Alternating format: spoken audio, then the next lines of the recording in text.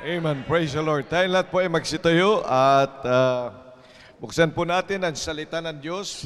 Since this is the end of the year, let us look at what the preacher has to say. So, buksan po natin sa Book of Proverbs. Book of Proverbs. Yan po ay sinulat ng isang dakilang preacher, ang Proverbs. And this is Solomon, the wisest man on earth. At dahil magtatapos ang taon, ay ang katapusang ito ay hindi pagtatapos talaga, kundi preparasyon para sa susunod pa. Now, many people come to celebrate the year end, pero hindi nila tinitingnan yung dapat pa nilang the wider field. Kaya ho gusto ko na bilang inyo nga pong pastor, if you would allow me, that we will look forward. Amen? As we move on. Kaya ang maging gabay natin ay Proverbs chapter number 6.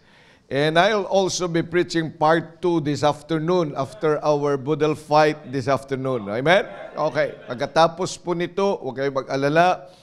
At meron pong mga naghanda para po sa atin.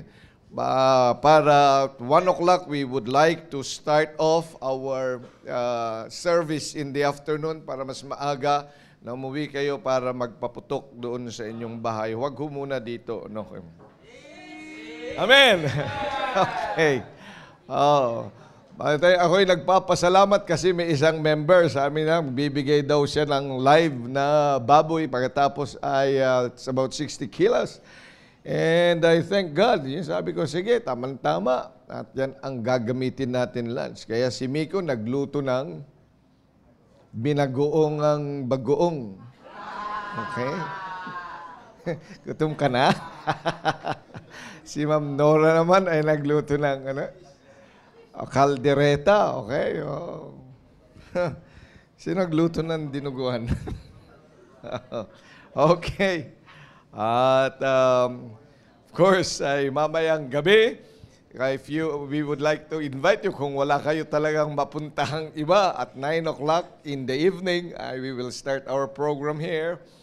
At yun po mga workers dito and then some, I think may mga nagpahayag na nakasama para mapag-pray ng alas 12 ng madaling araw at the break of New Year nandito sa altar, nagpa-pray, magpapasalamat. We will be praying for the next 366 days. At the same time ay bukas at 5 o'clock will be our first service in 2024. Amen? Okay. And of course, our business meeting.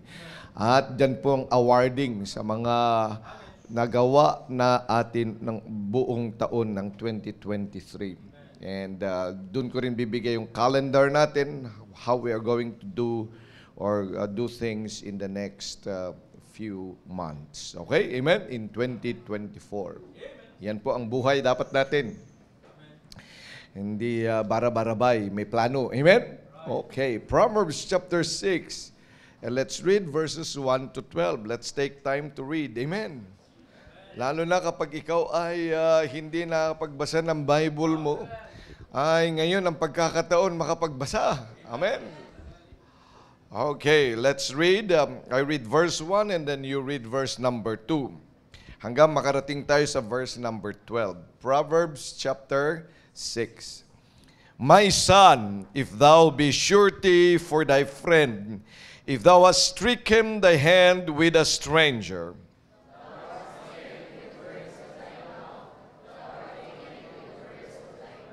do this now, my son, and deliver thyself. When thou art come into the hand of thy friend, go, humble thyself, and make sure thy friend.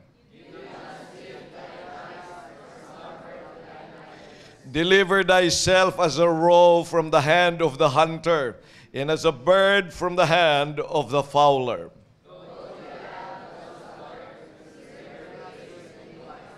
which having no guide, overseer, or ruler,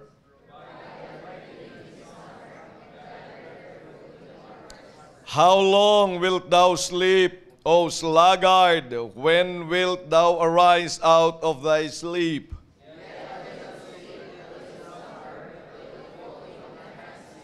So shall thy poverty come as one that traveleth, and thy want as an armed man. A naughty person, a wicked man, walketh with a froward mouth. Dakilang Diyos, maraming salamat po sa pagkabasa ng inyong salita. It's the last day of the year ng 2023. Napakarami pong mga nais mong ibigay sa amin na kaalaman sa pamamagitan ng bawat talata na amin pong binasa. But it is my prayer that we only focus first on a few things at tulungan niyo po ang inyong lingkod na may bahagi ang inyong salita, maging gabay nga po namin, Panginoon, not only as a church, but also as families and individual Christians.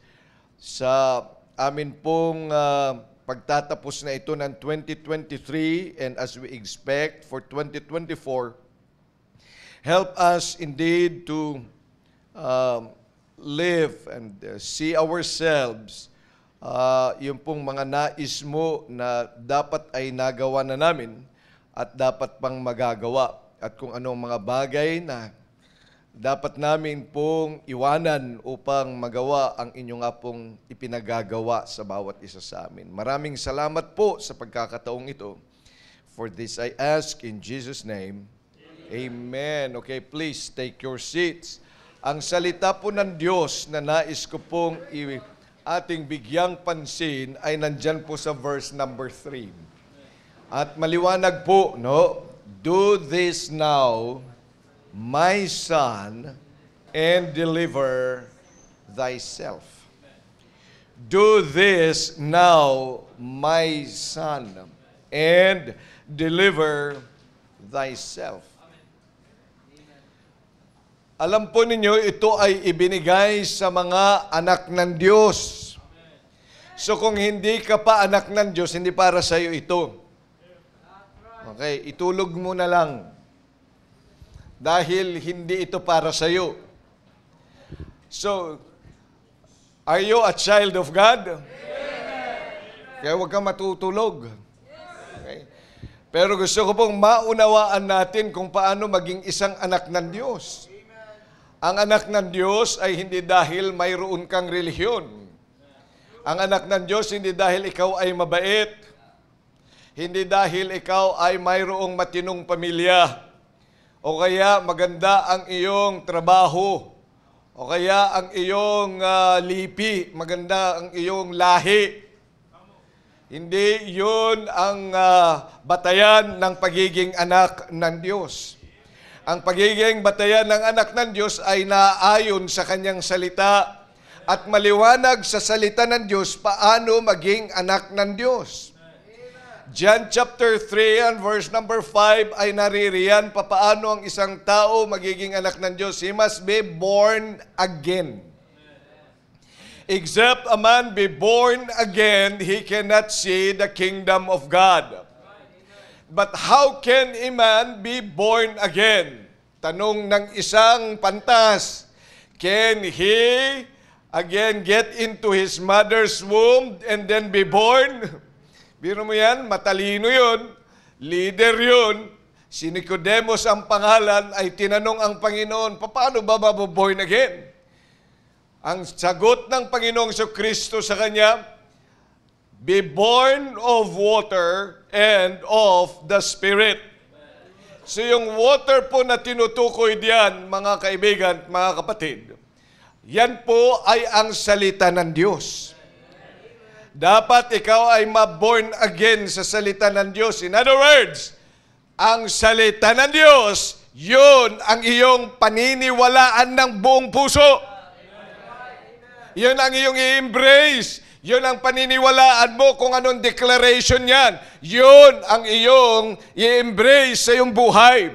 Kaya pag sinabi ng born again, ikaw ay dapat lamang naniniwala ng buong puso sa salita ng Diyos kahit paanong naging paniniwala mo noon. Kaya ang salita ng Diyos ay nagbanggit, paano ma-born again by the word. Unan, sabi ng Diyos, makasalanan ka, dapat aminin mong makasalanan ka. Pangalawa, dapat ikaw ay mamatay at ikaw ay pumunta ng impyerno dahil yan ang bayad ng kasalanan. Hindi bayad ng kasalanan ay yung pagiging mabait. Kaya sinasabi ng marami, akala ng iba, kapag ikaw ay medyo mabait, siguro naman ay papapasukin ako ng Diyos sa langit. Siguro yun. Pero ang sigurado, pupunta ka pa rin sa impyerno kahit mabait ka. At marami kang nagawa na mabuti dito sa lupa. Sapagkat hindi yan ang paraan ng kaligtasan at pagpunta sa sangkalangitan. So kailangan ikaw maniwala at panampalatayanan mo yun that you cannot do anything. That you are bound to hell. Sapagkat yun ang sabi ng Diyos, hindi ko sinabi yan. Sabi ng Panginoon, for the wages of sin is death, and death and hell were cast into the lake of fire. So yan ay maliwanag. At yan po yung pupuntahan mo. At dapat ikaw ay nanampalataya doon, naniwala doon na ikaw pupunta doon. But because you do not want it, but then God loves you, He gave Himself for you and for me. Kaya siya namatay doon sa krus, kaya siya nagkatawang tao, ay para mamatay siya para sa ating kasalanan. Kaya nung namatay siya doon sa krus at muli siyang nabuhay, yan po ay sapat-sapat na kaligtasan. Nang sino mang tumanggap ngayon sa Kanya ay ginawang anak ng Diyos. John chapter 1 verse 12. Amen. Na ang sabi ng Panginoon, but as many as receive Him, to them gave He power to become the sons of God, even to them that believe on His name. Kaya kung yan ay iyong paniniwalaan at tatanggapin ng buong puso, then you are born again by water. Kaya nga tanda ko yan, mga kapatid, noong 1985, April 13. Marami akong mga tanong sa aking mga isip. Maraming nagtanong sa akin. Pero dinicide ko nung araw na yun, I've got to believe the Word of God. At nagsisi ako sa aking mga kasalanan. At doon sa gabing yun, alas 10 ng gabi, tumanggap ako sa Panginoon. At ang sabi ng Panginoon, sino man tumanggap sa Kanya ay binigyan ng kapangyarihang maging anak ng Diyos. And so I embrace the truth since then in April 13, 1985. And it's almost 40 years na yan po yung aking pananampalataya. I was born again by water. Kaya tanong ko sa iyo, meron ka bang masasabi sa buhay mo na nagdesisyon ka na itong paniwalaan ko, hindi yung paniwalaan yung relihiyon, hindi paniwalaan yung aking kultura, hindi paniwalaan kung sino-sino man nagsasalita. Ang paniniwalaan ko ay ang Biblia. Kung patungkol sa pagpunta sa sangkalangitan, paniniwalaan ko yan. Then, yun yung sinasabi ng Panginoon, be born of water. How can man be born again? Para maging anak ng Diyos, ay dapat talagang ika'y ipanganak sa salita ng Diyos. Ikaw ay magtiwala sa sinabi ng Diyos, hindi sa sinabi ko, hindi sa sinabi ng kahit sino, kundi ang sinabi ng Diyos. At ang sinabi ng Diyos ay naririto ngayon. Ang King James Bible is a Word of God. Kaya magmula nung araw na yan, minimorya ko in John chapter 1 and verse number 12. But as many as received Him, to them gave He power to become the sons of God, even to them that believe on His name. At ang sabi din ng Panginoon, kung sino man ang lumalapit, I will in no wise cast out. Lumapit na ako sa Kanya. Ibinigay ko ng aking pagtitiwala sa Kanya. Na ako ngayon makasalanan, oo. Pero pinigay ko sa Kanya, pagtitiwala ko nung ako'y nanampalataya sa Kanya na siya'y namatay para sa akin. On that day, I know that my sins were forgiven. Oh, may mga panahon na ako'y nagkakamali. Bumabagsak. Pero maraming salamat sa Panginoon na sa bawat pagbagsak na yan ay hindi naging dahilan din para tanggalin niya ang aking pagiging anak. Sapagkat sapat-sapat yung ginawa niya. Amen. Hindi niya ako inabort. Kasi hindi siya abortionist ang Diyos. Hindi siya nagbigay ng buhay na walang hanggan pagkatapos ngayon ay puputulin na naman niya. Kung ikaw marahil yun. Pero maraming salamat, ang Diyos, ang kaisipan niya ay iba sa ating kaisipan. Kaya may mga bagay sa sinasabi ng salita ng Diyos that it is entirely different by what we think. But a born again person loves the Word of God. At kahit parang imposible, parang it is illogical, parang it is far-fetched. Yes, it is far-fetched. You know why? Because it is from eternity to eternity. And so how can you compare that with science works? How could you compare that with the wisdom of this world? You cannot compare the Bible with the wisdom of this world. That is to be born again. Are you born again? In water. And sabi din ng Panginoon, by the Spirit. Ano naman by the Spirit? He works through us. Kaya nga nagkakaroon tayo ng conviction. Nagkakaroon tayo ng, pag narinig natin ang salita ng Diyos, kino-convict tayo. In other words, pag sinabing convicted, ibig sabihin, pinatunayang totoo. Kaya pag sinabi na ikay convicted sa salita ng makasalanan ka, talaga tama ang salita ng Diyos, ako nga'y makasalanan. Tama ang salita ng Diyos na ako nga'y pupunta sa impyerno. Pero tama rin ang salita ng Diyos kasi nga namatay na si Kristo para sa akin. Kaya hindi na ako pupunta sa impyerno, ako'y pupunta na sa langit. Kasi nga na-convict ako ng banal na Espiritu. That is the conviction of the Holy Spirit. Kaya kapag yung isang Kristiyano, nagsasabi Kristiyano, ikaw ba'y saved na? Pag sinabi niya, parang, hindi pa ho eh. Kailan ma-born again to? Oo, kailan ma-born again? Kasi dapat ikaw magsasabi niyan. Ang born again is someone who is born of water and Spirit. The conviction of the Spirit should be with you. Amen? Kaya kung ikaw ay nagdadalawang isip, aba, magdesisyon ka ngayong umaga. Because these words are only for the sons of God. Anong sabi ng ating text? Do this now, my son. Specific sa my son. Alam niyo kung bakit? Kasi nga, maaaring meron ding gagawa na hindi anak. Pwede ba yun, Pastor? Oo, meron. Yung gaya-gaya, putumaya. Napasali lang ba? Kasi marami yung gumagawa, gagawa na rin siya. Pero hindi yun anak. Ano? Hindi baga nangyari na yan sa panahon ng ating Panginoon? Andun si Judas. Sino si Judas? Nakikigaya din. Gaya-gaya siya.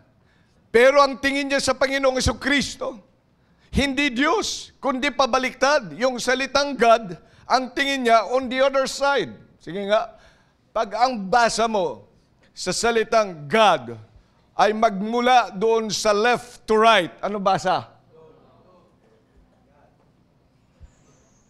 Pero from, anong dog? Left to right.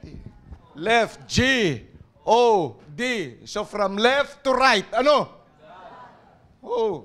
Pero, dyan ang tingin mo, God. Tumingin ka, basa mo, from right to left. Yun. Ganyan niya tiningnan ang Panginoon. Kaya nga, ipinagbili niya ang ating Panginoon, pinagkanulo siya ng 30 pieces of silver. Alam niyo bang ibig sabihin ng 30 pieces of silver? Yan ay presyo ng askal. Aso. You see, you will prize, you will value this God like a dog. At marami nagsasabing ganyan.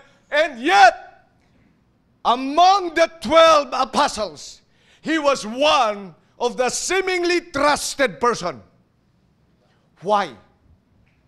Because he held the bag. Ano yun, Pastor? Held the bag. Siya yung treasurer. Siya yung may hawak ng mga offering. Di ba? Hindi mo ibibigay ang pera sa hindi mapagkakatiwalaan. Halimbawa, sa inyong grupo, tapos nag-raise kayo ng fund. Hindi ka maghahanap at sasabihin mo doon sa manggagantyo na ikaw na mag-ingat. Ikaw na ang taga-ingat yaman. Hindi ingat yaman ang labas niyan. Anong magiging labas niyan?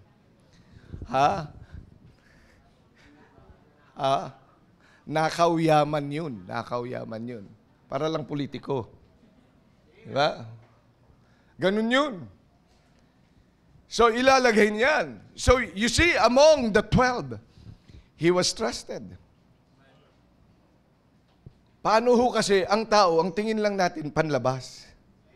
Pero ang Diyos, natingin sa puso. Natingin sa isip. Kaya sabi ng Panginoon, do this now, my son! That's why I'd like us to understand, are you a child of God? Kung ikaw ay anak ng Diyos at ikaw ay lalaki, then you stand up and say aloud, Amen! Amen, Nigel! Praise the Lord! Okay. So if you are a child of God, my son, ito ngayon pinagagawa. That's why, make sure that you are a child of God. Hindi dahil mukha kang Kristiyano, ay Kristiyano ka na. Hindi dahil nandito ka sa simbahan, ay saved ka na nga. Hindi pagpunta mo dito sa simbahan, nakakaligtas, kapatid, kaibigan. Kahit di po'y lumuhod ka ng buong maghapon, magdamag, hindi ka maliligtas niyan. It's a personal relationship with Christ. It is being born again with water and the Spirit. Hindi dahil nagbago ka na, hindi ka na umiinom ng alak. Marami akong nakikita na hindi na nga umiinom ng alak pero unsaved pa rin. Hindi dahil wala ka ng mga bisyo. Hindi pa rin yun. Magandang palatandaan sana yun, pero hindi yun ang dahilan. It's a personal encounter with our Christ. Being born with the water. Kaya sinasabi nating personal encounter kay Kristo. Kasi nga yung salita niya, this is the Word of God. Ito ngayon yung buhay mo. You have encountered Him with the Word. And you understand it. Kaya kahit na paikot-ikutin ka ba, alam mo na ikaw ay anak ng Diyos dahil sasagutin mo siya ng salita ng Diyos. Amen. See, my son. So ang kakausapin ko ay yung mga anak ng Diyos. Sila lang. Ngayon, kung hindi ka anak ng Diyos, take your rest. Pumikit ka, mahiga. Bibigyan ka ng kulambo ng Asher. Okay.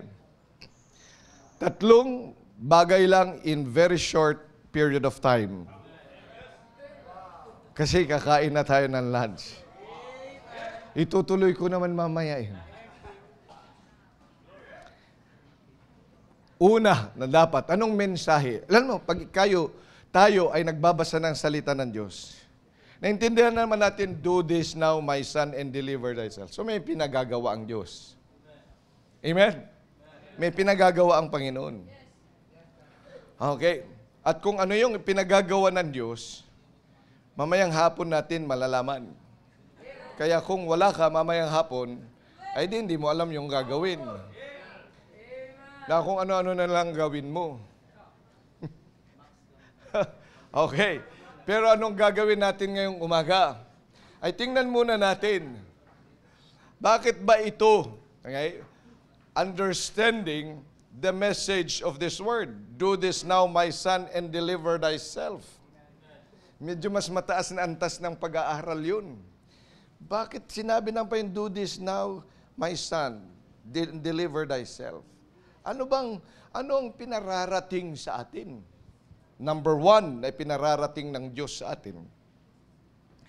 Ang Panginoon, ang Diyos, ang kanyang karakter, is a worker. Yun ang Diyos. Nagtatrabaho ang Diyos. Hindi siya laging hindi laging tulog. Nagtatrabaho ang Diyos. Kaya yung mga tamad, yung mga patulog-tulog, hindi mo pinapakita ang karakter ng Diyos. Ang tamad-tamad mo, tamad ka na nga sa bahay, tamad ka pa sa gawain ng Diyos. Tanong ko, anong ginagawa mo sa gawain ng Diyos? Pastor, ano bang gawain ng Diyos? Sa church! Hindi mo pa alam ngayon kung ano ang gawain ng Diyos? Church! The church is the work of God. Tanong, anong ginagawa mo?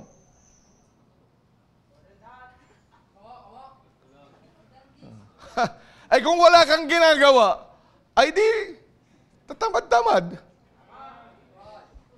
Amen? Ang Diyos, He is a worker. Ako'y nagpapasalamat sa mga kabataang masipag sa bahay. May mga may mga masisipag ba sa bahay? Ang alam ko lang kasing masipag sa bahay yung nanay. Yung mga nanay, sila ang nagluluto, naglalaba, namamlansya, ano pa? Ha? Dati yun? Ngayon, kayo na nagluluto, naglalaba, naglilinis. Wow, amen, hallelujah. Magandang bagay na nagtatrabaho. Kasi sabi ng Diyos, ang hindi magtrabaho, huwag namang kumain. Kaya kayong mga kabataan na hindi nagtatrabaho sa bahay, huwag kumain.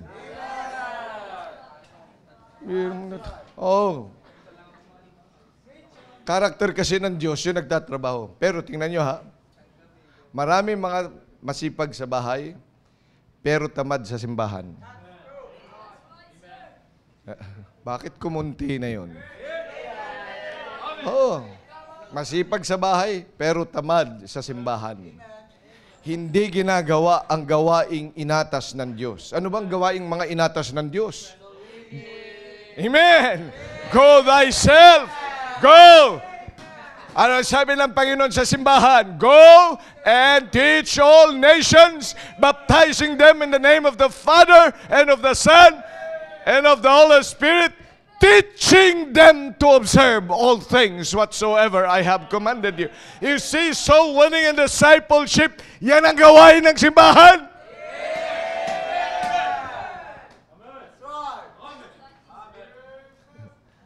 Bakit dito lang ang maingay? Ba't nagso-soul winning ba kayo? Okay, amen. Dito, ang tahimik eh. Ang tahimik dito eh. Tahimik dito eh. Masarap dito na lang makipag-usap.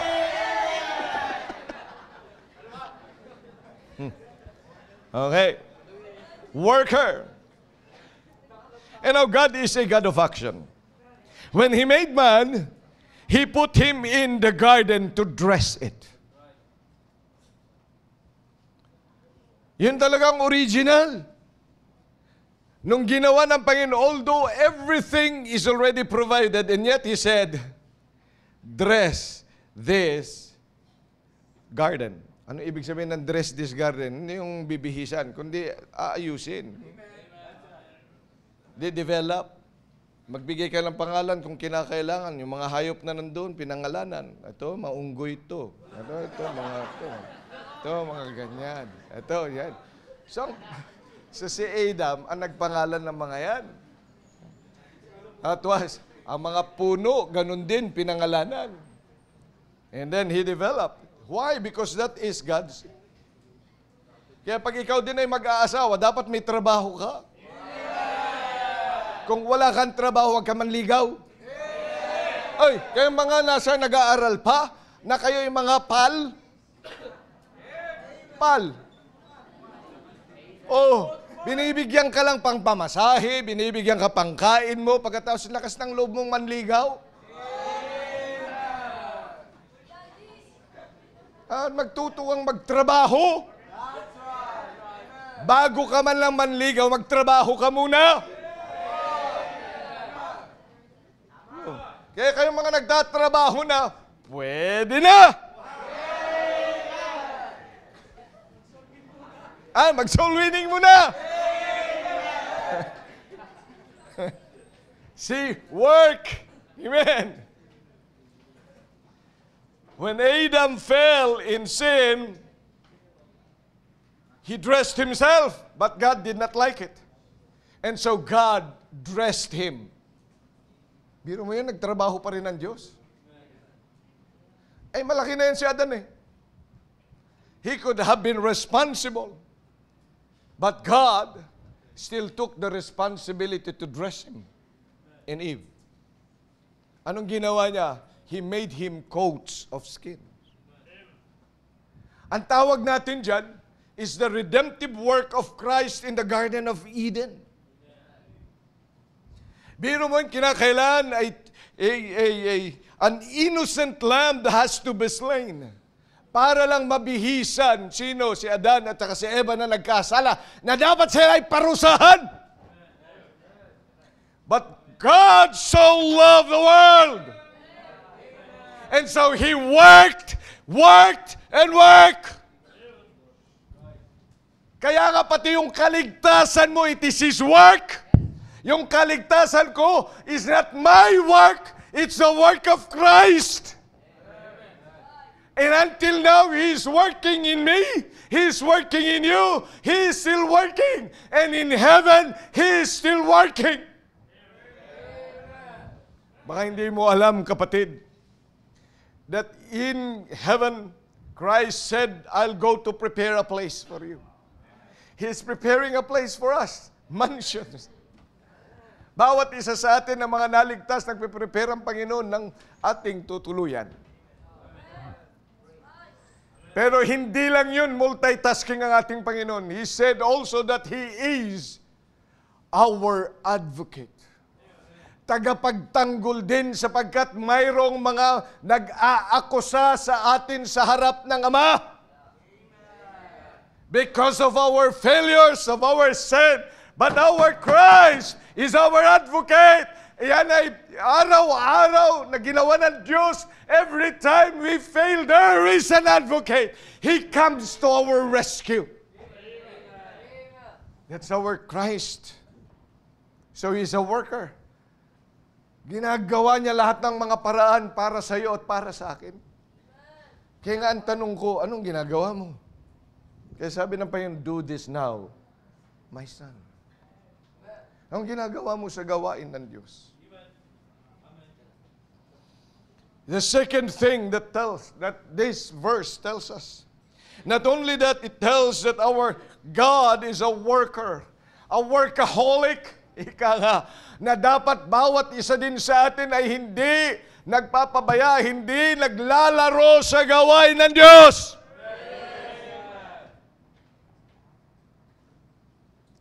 It also tells us that God is so confident in us that we can do things.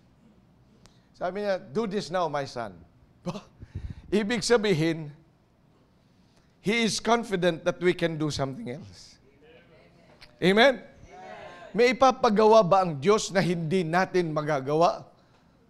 Of course not.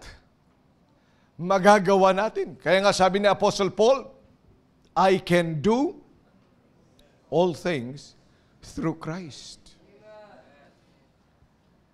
God is a God of enabling. He enables us. So may magagawa tayo kasi nga siya ang magbibigay din po ng kalakasan. sa gawain ng Diyos. Now I'm talking about in the work of God. Sa gawain ng Diyos, may magagawa ka ba? Meron! Kaya mo bang gawain ng Diyos samantalang tayo'y galing sa lusak ng kasalanan? Tayo'y galing saan? Sa masamang mga gawi at gawain. Pero ngayon nandun na sa gawaing kabanalan. Meron ba akong kakayanan? Meron! God enables us. Kaya ano pang uring buhay na meron ka nung ibago ka maligtas? Marahil ikaw ay lulong sa bisyo, ikaw ay lulong sa iyong mga masamang barkada, ikaw ay lulong sa masamang laruan, ikaw ay lulong sa masamang kaisipan. Yet God is enabling us. He said He will enable you to become the best of a worker that you must. Mababago pa ba ako, pastor? Kaya kang baguhin ng Diyos. Kayang-kaya ka.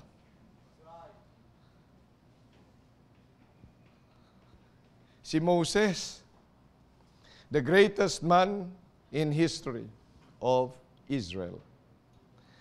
Ano naging buhay niya? Nung siya ay pumunta sa University of Egypt, anong nangyari? Pumatay siya. 2 taong ang pinatay niya, itinago niya. Pero tingnan niyo ang ginawa ng Diyos sa kanyang buhay. He became parang Diyos na nga ang tingin ng mga Israelite kay Moses. And God used him for the Mosaic Law. Yung mga nire-recite natin ngayon ay dapat talaga maging magandang, huwag kang makiapid, huwag kang magnakaw, nasaan lang lahat ng mga yun? Sino nagsulat lahat ng mga yun? Sino ang ginamit para maparating sa atin na hindi po pwedeng mangalunya? Thou shalt not covet thy neighbor's wife. Thou shalt not covet thy neighbor's things. Lahat ng mga yan. Thou shalt not. Sino ang ginamit para makarating yan maging sa ating panahon? Moses! And who is this Moses? Pero binago siya ng Diyos. He made him great. Amen. Anong ginawa niya? Kasi dahil sumunod siya sa Panginoon. Mahirap yung pinagdaanan ng buhay ni Moses. But nonetheless, he followed the will of God. Si David, kilala niyo ba si King David? Ano mga ginawa niya sa buhay niya? Biro mo nagkaroon siya. Yung asawa ng kanyang sundalo ay kinuha niya. Pagkatapos yung sundalo may asawa, pinapatay pa niya. Pero of all these things, anong sinabi? That David found what? To be the man out from God's own heart. And so he built a good kingdom. Siya nagprepara ng isang napakalaking kingdom. When Solomon came, when this preacher started writing, "Do this now, my son." Alam mo kung saan siya nanggaling? Nanggaling siya. Kanino? Kay David.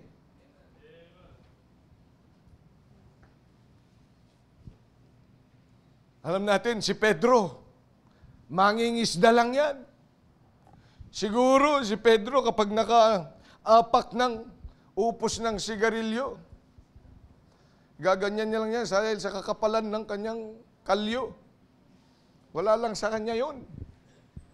Tapos amoy isda pa siya. Kasi mangingisda. Tapos ang ginawa niya, noong hinuli ang ating Panginoon, sinabi niya, hindi ko kilala. Hindi niya kilala ang Panginoon. Nakakahiya yun, itatwa mo ang Panginoon. Pero muli siyang binangon ng Panginoon.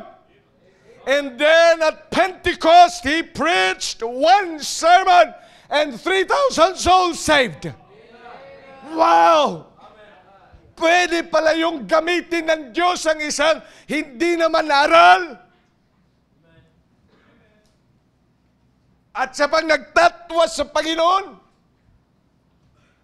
si Pablo, anong buhay niya? Ilang tao ang kanyang pinapatay. But God used him and built churches. Why?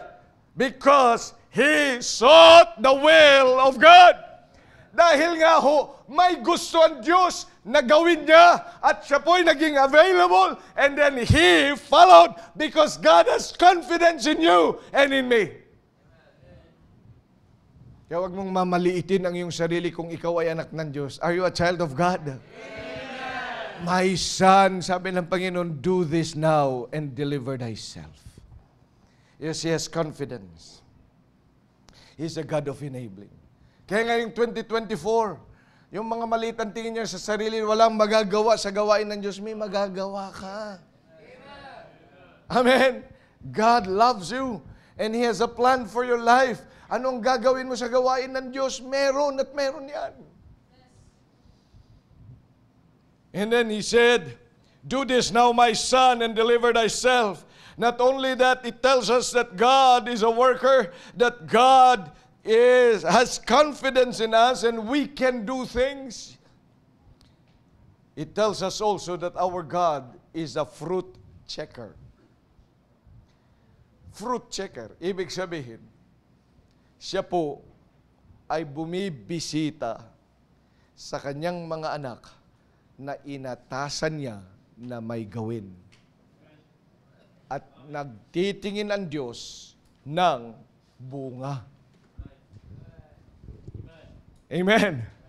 Kaya may pinagagawa sa atin ng Diyos para mayroong bunga yung ating ginagawa. And God is a fruit checker. Tandaan po ninyo, ang ugali ng Panginoong Jesucristo, yung igos. Alam mo, pumunta siya, yung puno ng igos, hindi alam ng marami. Pero meron tayong sample na plant dyan eh. Ano ba tawag natin yan? Fig tree, di ba? Yung fig tree. Meron dyan eh. Meron akong ipinatanim dyan na fig tree. Pagpunta tayo mamaya doon, hanapin nyo, makikita mo yung fig tree doon. Tanong nyo kay Michael, alam na alam niya yun. Asan ba yung fig tree dito? Yung fig tree. Yan, nakikita ko. Doon sa along the nakikita niyo ba yun? Hindi. Taga rito kayo, hindi nyo alam yung fig tree doon? Kayo, hindi nyo nakikita? Sa mamaya, tingnan ninyo, yun yung fig tree. Ngayon, ang fig tree, nagbubunga yan, pero seasonal. Seasonal yun, may bunga. Ay gutom ang Panginoon. Pumunta siya at a time where there is not fruits. Hindi naman season yun eh. Pero pumunta ang Panginoon at naghanap siya ng bunga. Nung makakita ng Panginoon na walang bunga, sabi niya, wala na, hindi ikaw magbubunga. And then He cursed it. You know why? Because He checks. Anong pinakakikita niyan sa atin? Pag kay Kristiyano, are you saved? Amen. Dapat may bunga ka rin. Dapat may bunga ka rin. Hindi yung sinasabi kong anak mo. Yung anak mo nga, may anak ka nga, pero ang tanong ba yan ba ay naligtas din? Yan ba ay dahil sa'yo naligtas din? Yun ang ibig sabihin ng bunga ng Kristiyano. Sino ang mga Kristiyano dito tumindig? May bunga ka na? May pakapareho mo ding Kristiyano? Oh, yung hindi tumindig dyan, baka hindi pa Kristiyano, sharean mo. Tingnan mo yun, baka pwede pang bigyan. Okay? Amen. Take your seats. Oh, pag kayo ay Kristiyano, save ka na, anak ka na ng Diyos, dapat meron ding anak ng Diyos sa pamamagitan mo. Amen? Iyon ang sinasabi ng Panginoon na bunga. Kaya dapat may makikita ka namang bunga. Because God is a checker. When He lets us to do something else, He checks the fruits. Ang sabi pa nga ng Panginoon, di ba ang turo niya? Makikita mo ang kanilang mga tao sa kanilang bunga. Yung pananampalataya, nandoon yung bunga mo. Kaya bilang mga mananampalataya, ay dapat lamang na i-check din natin. Saan ang bunga? 2023, patapos na. Ano bunga mo?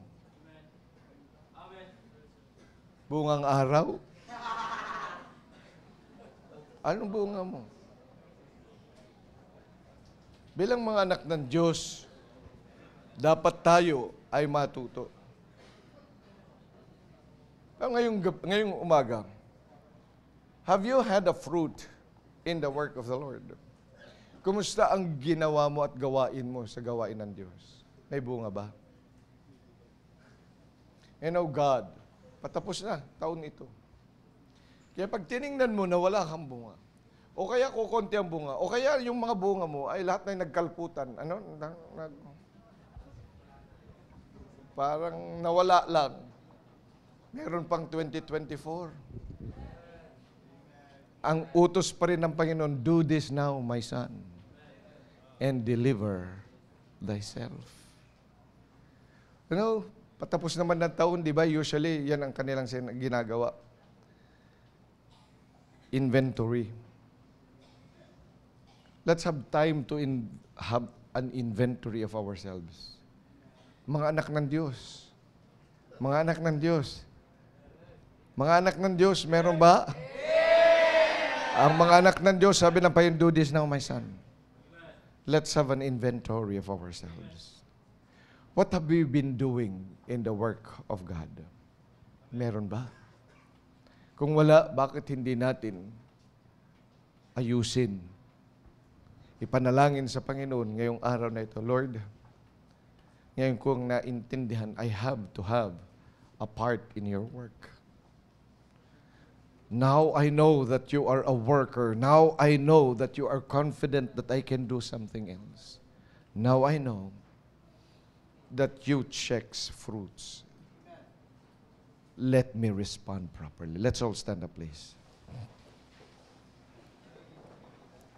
Habang tinutugtog ang awiting panyaya, sa mga bisita natin, may mga lalapit po sa inyo, mga members ng church nito. Sama lang po kayo sa kanila. So I'd like you to have a time with them. Sige lang. Sa mga soul winners natin, may makikipag-usap po sa inyo. At sa mga naririto na ngayon, who stood up as sons.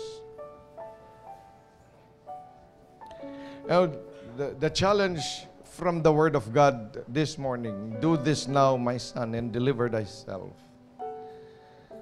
Worker ang Panginoon. How's your working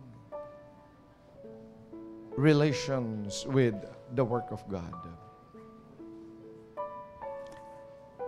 Naging maayos ba?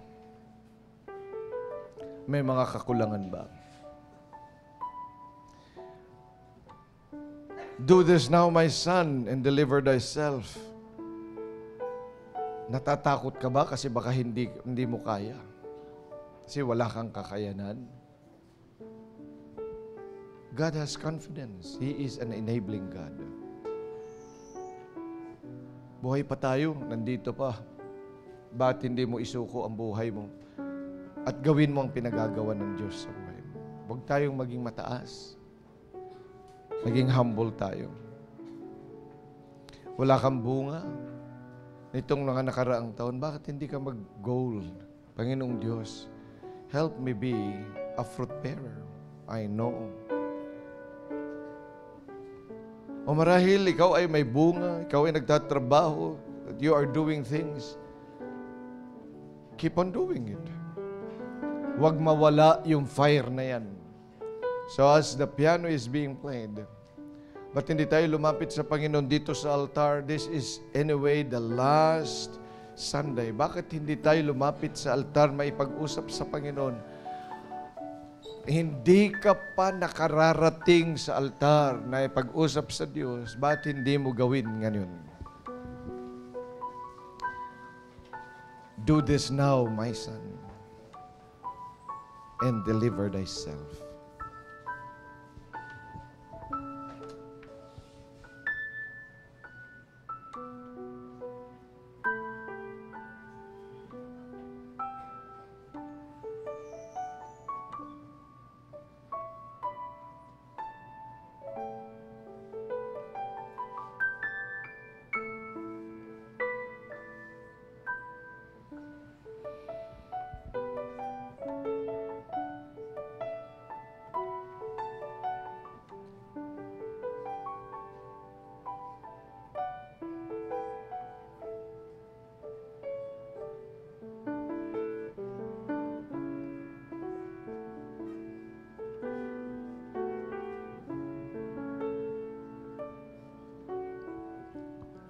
Muli, dakilang Diyos, maraming salamat po sa mga kapatid na naririto ngayon.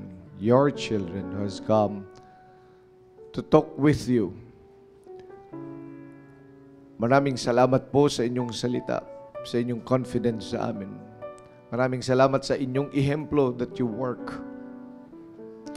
At maraming salamat po, Panginoong Diyos, of the fact that you check fruits. At alam mo po, nag-i-expect ka ng bunga sa mga ginagawa namin sa inyong gawain.